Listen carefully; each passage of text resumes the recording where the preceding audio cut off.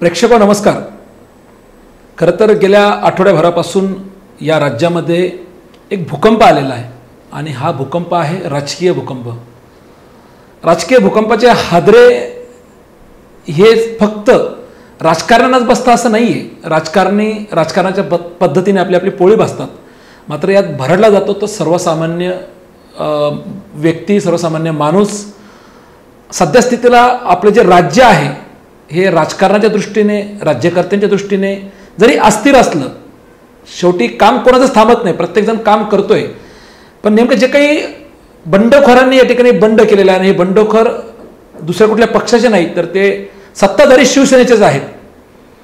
अनेक तर्क वितर्क प्रत्येकजण आपल्या आपल्या पद्धतीने या बंडानंतर लावतोय।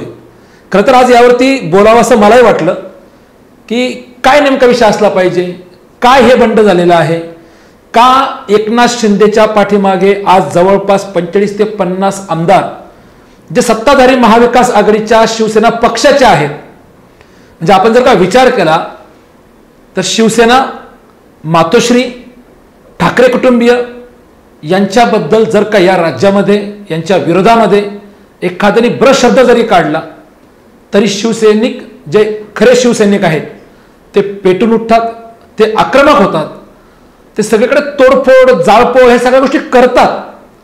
आणि मग एकाएकी एका निष्ठावंत शिवसैनिकाने, एका जुन्या जाणत्या शिवसैनिकाने, जो शिवसैनिक सांगतो की मी बाळासाहेब ठाकरे यांना मानणारा त्यांच्या विचारांचा शिवसैनिक आहे, जो शिवसैनिक सांगतो की मी धर्मवीर आनंद दिघे यांच्या विचारांचा पाईक आहे, तो शिवसैनिक हे बंड करू शकतो का? नेमकं या बंडामागं कोण आहे? बरं, खरं तर सगळा विचार जर आपण केला या बंडाचा तर या महाविकास आघाडी सरकारला आज सत्तेत येऊन जवळपास 2.5 वर्षाचं कार्यकाल पूर्ण झालेला आहे। अशातच ही दुर्बुद्धी का सुचते? आता ही दुर्बुद्धी आहे, ही सुबुद्धी आहे, काही लादली गेलेली बुद्धी आहे?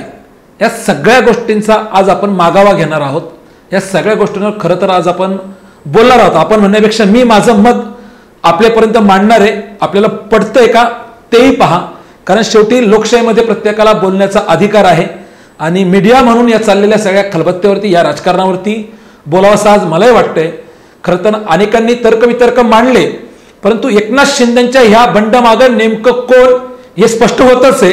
जरी काही सूत्र पडद्यामागून जरी असली तरी तुम्ही आम्ही ते जाणते आहोत की नेमकं याच्या पाठीमागे कोण आहे, एकनाथ शिंदेंना काय अपेक्षित आहे, आमदारांना काय अपेक्षित आहे। पण नेमकं कारण काय झालं, कुठे ही ठिणगी पडली, कशामुळे ही ठिणगी पडली? आणि आज पाहता पाहता या महाराष्ट्रातल्या आत्ताच्या घडीला असणाऱ्या सर्वात मोठ्या पक्षाच्या शिवसेनेला खिंडार पडलेला आहे आणि शिवसेना पक्ष जातो की राहतो, पक्षाचं काय होईल इथपर्यंत सगळी शंका निर्माण व्हायला जागा झालेली आहे।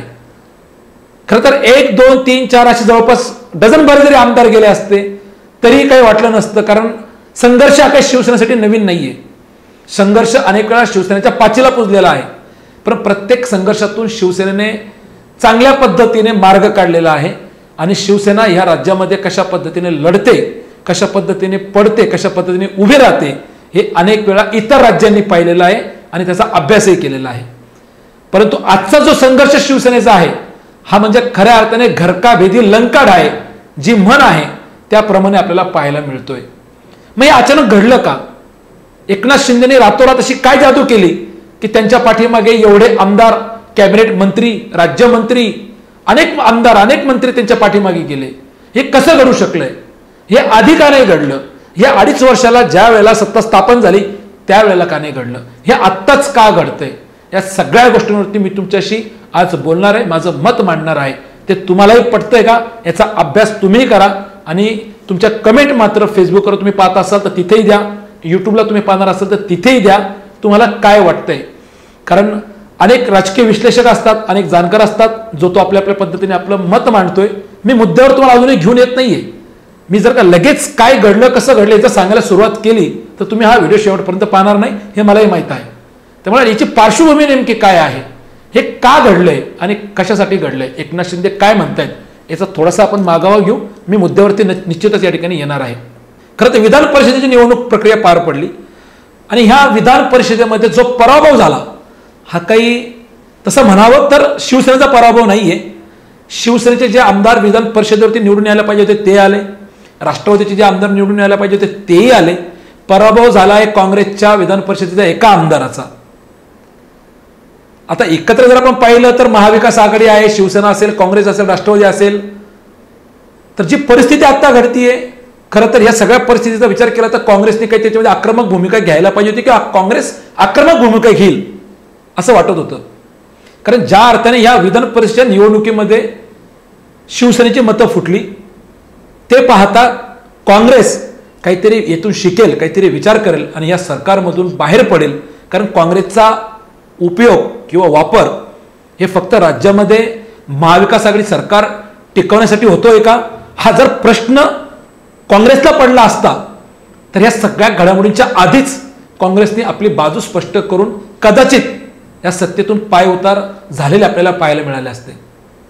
पण या सगळ्या गोष्टींचा उहापोह होण्याआधीच म्हणजे कोण कसं पडलं, कोण कसं निवडून आलं या गोष्टींची चर्चा होताना किंवा एकनाथ खडसेंसारखे भाजपमधून राष्ट्रवादीमध्ये आलेले निवडून कसे आले या सगळ्या गोष्टींचा आनंद व्यक्त होण्याआधीच काही दिवसात काही रात्रीत हा जो काही रात्रीचाच खेळ झाला आहे आणि एकनाथ शिंदेसोबत जे काही आमदार नॉट रिचेबल झाले यानंतर खऱ्या अर्थाने या राज्यामध्ये एक उलथापालथ झाली, एक राजकीय भूकंप आला. याचं जर का आपण केंद्र पाहिलं तर सुरुवातीला सुरत, त्याच्यानंतर आता असणारे सगळे आमदार गुवाहाटी या ठिकाणी. एकनाथ शिंदे यांनी अशी रातोरात कोणती जादू केली या मुद्द्यावरती खरं तर मला तुमच्याशी बोलायचं आहे, याविषयी खरं तर मला यायचं आहे. मी याचा विचार करतोय गेले 8 दिवस झाले जे काही राजकीय घडामोडी सुरू आहे. एकनाथ शिंदे यांच्या पाठीमागे जी ताकद आहे, जी शक्ती आहे ती भारतीय जनता पार्टी आहे. या खुल्या गोष्टी काही अर्थाने समोर येत आहे असं म्हटलं जात आहे. एकनाथ शिंदे ज्यावेळेला आपले हे आमदार घेऊन निघून गेले, नॉट रिचेबल झाले, ज्यावेळेला त्यांचे काही व्हिडिओ समोर आले तेव्हा एकनाथ शिंदे यांच्या बोलण्यातून वारंवार हे आलं की या महाविकास आघाडीच्या सरकारमध्ये या काँग्रेससोबत, या राष्ट्रवादी काँग्रेससोबत ज्यांच्या सोबत आम्ही 25 वर्ष त्यांच्या विरोधात लढा दिला, आज त्यांच्या मांडीला मांडी लावून बसावं लागतंय, आमची घुसमट होते, कुठेतरी आमच्या आमदारांना निधी कमी मिळतोय, कुठेतरी आमच्या आमदारांचा दुजाभाव केला जातोय, आम्ही हिंदुत्वाच्या मुद्द्यावरती बाहेर पडलोय, आम्हाला आमचा जो पूर्वश्रमीचा जो मित्र होता, जो हिंदुत्ववादी विचारसरणीने चालतो तो भारतीय जनता पार्टी, आम्हाला त्या भारतीय जनता पार्टी बरोबर, त्या पक्षाबरोबर सत्ता स्थापन करायला आवडेल असं विधान एकनाथ शिंदे यांनी केलं. म्हणजे हे विधान खुलं जरी नसलं तरी न कळण्या इतपत काही त्याच्यात लपलेलं नाहीये की ज्या अर्थाने ते वारंवार सांगतात की या महाविकास आघाडीमध्ये राष्ट्रवादी आणि काँग्रेस बरोबर आमची या ठिकाणी घुसमट होते, तर मग अर्थातच त्यांना या ठिकाणी जे जायचंय तर ते त्यांना भारतीय जनता पक्षासोबत जायचंय हे खुलं दिसतंय. पण जो हिंदुत्वाचा मुद्दा घेऊन एकनाथ शिंदे बाहेर पडले, त्यांच्यासोबत जे आमदार आहेत ते आमदार फक्त हिंदुत्वाच्या मुद्द्यावरती बाहेर पडले का, तर मग समोर मुद्दा आला की त्यातील काही आमदारांच्या पाठीमागे जो ईडीचा ससेमिरा लागलेला आहे त्या ईडीच्या भीतीपोटी काही आमदार एकनाथ शिंदेसोबत गेले. बरं, आपण हाही विचार करू की केंद्रामध्ये भारतीय जनता पार्टीचं सरकार आहे, ईडीचा ससेमिरा पाठीमागे लागलाय, त्याच्यातून कुठेतरी बाहेर पडलो पाहिजे. पण असे किती आमदार ह्या 45 ते 50 आमदारांमध्ये आहे की ज्यांना ईडीची भीती आहे. आपण विचार करू, त्याच्यामध्ये जे आमदार आहेत ज्यांच्या पाठीमागे ईडी लागलेली आहे त्यांची नावं तुम्हाला माहिती आहे त्या आमदारांची, पण बोटावर मोजणे इतपत हे आमदार आहेत, 1 2 3 4 5 असतील. मग हिंदुत्वाच्या मुद्द्यावरती एकनाथ शिंदे बाहेर पडले असं ते सांगतात. आता याच्यामध्ये अब्दुल सत्तार जे सिल्लोडचे आमदार आहेत, जे पूर्वाश्रमीचे काँग्रेसचे आहेत, ते भाजपमध्ये जाता जाता राहिले आणि शिवसेनेमध्ये आले, त्यांना राज्यमंत्रीपदही मिळालं. मग अब्दुल सत्तारांचं हिंदुत्व कितपत आहे आणि त्या मुद्द्यावरतीच अब्दुल सत्तार बाहेर पडले का, हा एक संशोधनाचा विषय आहे. असे कितीतरी आमदार मी आपल्याला सांगेल की ज्यांचं हिंदुत्व काय आहे, कसं आहे हे उभ्या महाराष्ट्राने पाहिलेलं आहे. मग ह्या एका मुद्द्यावरती हे आमदार बाहेर पडले का.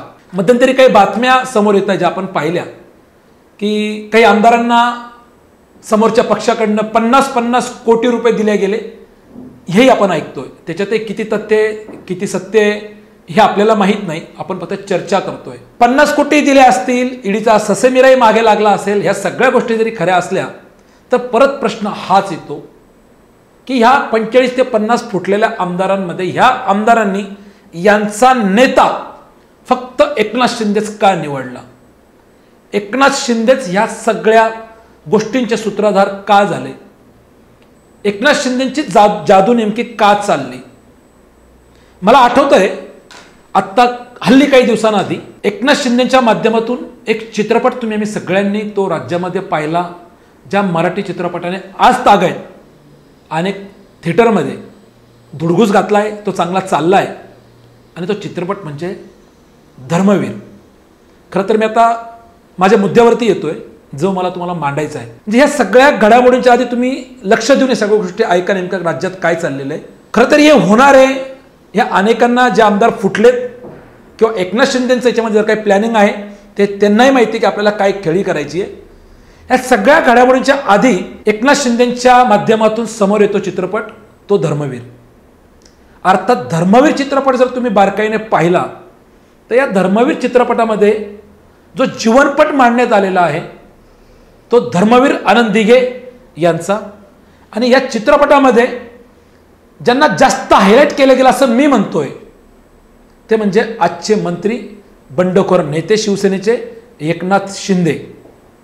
एकनाथ शिंदेचं कुटुंब कसं होतं, त्यांच्या कुटुंबातील 2 त्यांच्या मुलांचा अपघात कसा झाला, त्यात त्यांचा मृत्यू कसा झाला, एकनाथ शिंदेचं कशा पद्धतीने योगदान धर्मवीर आनंद दिघे यांच्या सोबत काम करत असताना राहिलेलं आहे, त्यांना राजकारणात एकनाथ शिंदेंना धर्मवीर आनंद दिघे यांनी कसं आणलं, हा सगळा प्रवास या चित्रपटामध्ये दाखवण्यात आलेला आहे. मी या चित्रपटावरती का बोलतोय ते समजून घ्या. चित्रपट जर तुम्ही बारकाईने पाहिला तर चित्रपटामध्ये ज्या गोष्टी दाखवल्या गेल्या आहे, आजचे जे मंत्री आपल्याला दिसत आहेत, कृषी मंत्री दादाभाऊ भुसे ते याच्यामध्ये आहेत, त्यांचा रोल तेवढ्यापुरतं दाखवला आहे. पण संपूर्ण चित्रपट जर आपण बऱ्यापैकी पाहिला तर धर्मवीर आनंद दिघे आणि आजचे शिवसेनेचे बंडखोर नेते एकनाथ शिंदे यांच्या भोवती हा पिक्चर फिरतोय. खरं तर चित्रपटाच्या प्रमोशनच्या वेळेला असंही म्हटलं गेलं की ज्यावेळेला उद्धव ठाकरे हा चित्रपट बघायला आलेत तेव्हा उद्धव ठाकरेंनी हा संपूर्ण चित्रपट पाहिला नाही आणि ते मधूनच चित्रपट सोडून निघून गेले.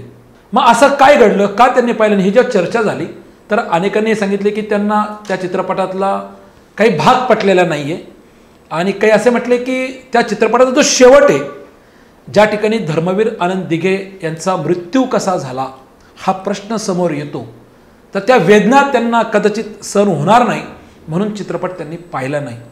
पण जो मी विचार करतोय, ज्या विषयावर आज मी तुमच्याशी बोलतोय, तो जर का विचार केला तर ह्या चित्रपटामध्ये शेवटी धर्मवीर आनंद दिघे यांचा मृत्यू कसा झाला, कशामुळे झाला, त्यांचा अपघात तर झाला होता, त्यांना दुखापत तर पायाला झाली होती, मात्र अनेक मंत्री, अनेक त्यांचे सहकारी त्यांना त्या रुग्णालयामध्ये भेटायला येतात, त्यांची विचारपूस करतात. सगळं अतिशय नीटनेटकेपणाने सुरळीत व्यवस्थित चाललेलं आहे. आनंद दिघे सुस्थितीत दिसत आहेत. त्या रुग्णालयाच्या बाहेर कार्यकर्ते त्यांच्या सुखरूप बाहेर येण्याची वाट पाहत आहे आणि मग अशा परिस्थितीमध्ये काही तासानंतर जी वार्ता बाहेर पडते ती वार्ता म्हणजे निधन वार्ता. धर्मवीर आनंद दिघे आपल्यात नाही हे ज्या वेळेला बाहेर येतं आणि ज्या वेळेला संपूर्ण कार्यकर्ते असतील, जे नेते असतील, जे शिवसैनिक असतील, यांच्यात झालेली जी काही त्या वेळेची परिस्थिती असेल ती विचार न केलेलीच बरी. कारण त्यानंतर जे काही घडलं ते तुम्ही आम्ही पाहिलेलं आहे. त्या ठिकाणचं ते रुग्णालय पेटवून देण्यात आलं, काय परिस्थिती घडली. आणि ह्या चित्रपटात जर तुम्ही बारकाईने पाहिलं तर शेवटी आनंद दिघे यांचा मृत्यू नैसर्गिक की घातपात ही शक्यता अजून देखील पूर्णपणे संपलेली नाही. या चित्रपटाचा भाग 2 पुन्हा येणार आहे. या मृत्यूच्या पाठीमागे कोण, ह्या दब्या आवाजामध्ये चर्चा ह्या राज्यामध्ये वारंवार होत गेल्या. कारण ज्यावेळेला धर्मवीर आनंद दिघे यांनी शिवसेनेच्या माध्यमातून आपल्या कामकाजाला सुरुवात केली, सर्वसामान्य गोर गरीब जनतेला त्यांनी मदतीचा हात दिला आणि ज्या पद्धतीने त्यांच्या कामाचा आलेख, त्यांच्या कामाची उंची वाढत गेली आणि त्यानंतर त्यांचं झालेलं निधन हे निश्चितच सगळ्यांना विचार करायला भाग पाडणारं होतं आणि आहे असं आजही जाणकारांकडून म्हटलं जातं. धर्मवीर आनंद दिघे यांचा मृत्यू कसा झाला या पाठीमागं कोण होतं याची अनेक लोकांनी त्या ठिकाणी चर्चा केली. आणि आत्ता परत मी त्या मुद्द्यावरती येतोय की मग एकनाथ शिंदेंनाच का याच्या पाठीमागं नेता म्हणून निवडलं गेलं. तर कुठेतरी चित्रपट जो आहे धर्मवीर, कुठेतरी आनंद दिघे यांचं झालेलं ते निधन, ह्या सगळ्या गोष्टी जर आपण विचार केल्या तर एकनाथ शिंदेंनी ह्या बंडखोर आमदारांना त्यांची बाजू पटवून तर दिली नसेल ना. की नेमकं काय घडलं होतं, कशामुळे आनंद दिघे यांचं निधन झालं, या सगळ्या गोष्टीतून तर हे आमदार एकवटले नसतील ना.